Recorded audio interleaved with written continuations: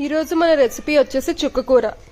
ఈ చుక్కకూర చేయడానికి మనకు కావాల్సిన ఇంగ్రీడియంట్స్ చాలా తక్కువ ఉంటాయి అండ్ చాలా సింపుల్ ప్రాసెస్ కూడా.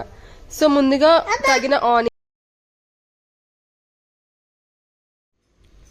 తగిన ఆనియన్స్ కోసుకోండి అండ్ గ్రీన్ చిల్లీ కూడా.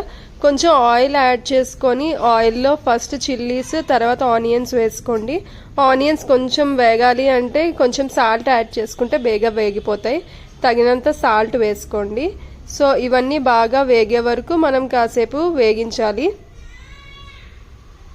అండ్ చుక్కకూరకి మెయిన్గా ఆనియన్స్ చాలా ఎక్కువ ఉంటే టేస్ట్ చాలా బాగుంటుంది. సో ఆనియన్స్ అనేవి ఎక్కువ కోసుకోండి క్వాంటిటీ బట్టి. సో ఆనియన్స్ ఇలా బాగా వేగాక ఈలోగా టమాటో కూడా కోసుకోండి. టమాటో ఒక కట్టకి లైక్ 1, చిన్నవైతే 2 టమాటోస్ లేదంటే పెద్దదైతే 1 టమాటో అయితే సరిపోతుంది. అండ్ టమాటో కూడా వేసుకోండి. టమాటో వేసుకొని లిడ్ క్లోజ్ చేసుకొని కాసేపు మగ్గనివ్వండి. సో టమాటాస్ బాగా మగ్గిలోగా మీరు చుక్కకూర ఆకంతా బాగా నీట్గా కడుక్కొని రెడీగా ఉంచుకోండి. అండ్ టమాటాస్ మగ్గాక కొంచెం తగినంత కారం వేసుకోండి. కారం వేసుకున్నాక ఒకసారి బాగా కలుపుకోండి.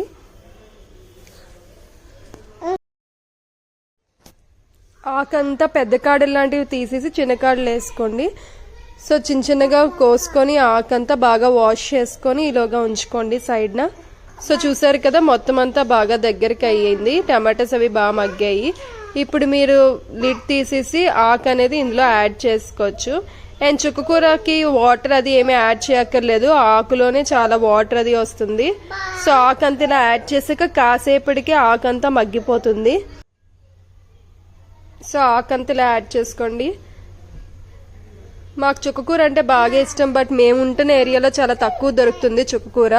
సో మేము లక్కీగా మార్కెట్లో ఈసారి దొరికింది. సో తీసుకొచ్చుకున్నాం అనమాట. చాలా రోజులకి ఆ చుక్కకూర ఫ్లేవర్ అనేది తెలిసింది.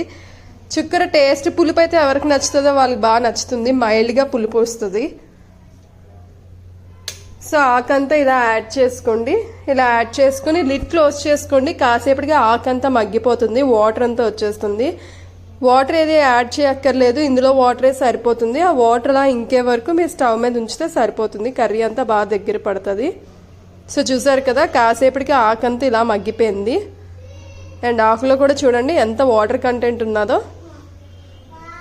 సో ప్రతి ఆకుకూరలో ఏదో ఒక స్పెషల్ ఉంటుంది, ఏదో ఒక విటమిన్ ఉంటుంది. సో ఆకుకూరలు అనేవి మిస్ చేయకండి. Compulsory fresh vegetables, fresh leafy vegetables అనేవి కన్జ్యూమ్ చేసుకుంటే చాలా మంచిది.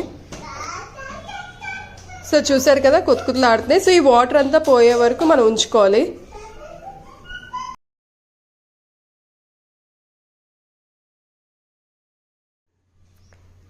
నాకైతే చుక్కకూర ఓన్లీ 2 ప్రాసెస్లోనే తెలుసు. ఒకటి చుక్కకూర పప్పు, ఇంకొకటి ఇలా చుక్కకూర చేసుకొని 2 ప్రాసెస్ తెలుసు.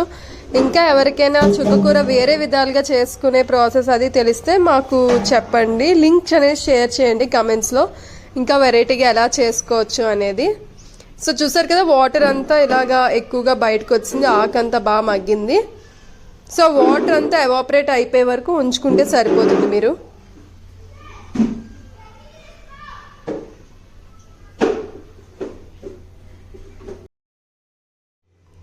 సో చూసారు కదా వాటర్ అంతా ఎవాపరేట్ అయ్యి కర్రీ అంతా దగ్గరికి అయిపోయింది. సో స్టవ్ ఆఫ్ చేసుకోవచ్చు. ఈ రెసిపీకి సీక్రెట్ అనేది ఏం లేదు, జస్ట్ ఆనియన్స్ ఎక్కువ కోసుకుంటే చాలు, చాలా బాగుంటుంది. ఆనియన్స్ ఎక్కువ యాడ్ చేసుకోవాలి. ఎవరైతే ఈ కూర ఇప్పటి వరకు ట్రై చేయలేదో మార్కెట్లో ఒకవేళ దొరికితే మీరు ట్రై చేయండి, ఖచ్చితంగా మీకు నచ్చుతుంది. ఈ కర్రీ అయితే బాగుంటుంది. సో ఈరోజైతే ఈ రెసిపీతో ముందుకు వచ్చాను. మరిన్ని రెసిపీస్తో మీ ముందుకు వస్తాను. అంతవరకు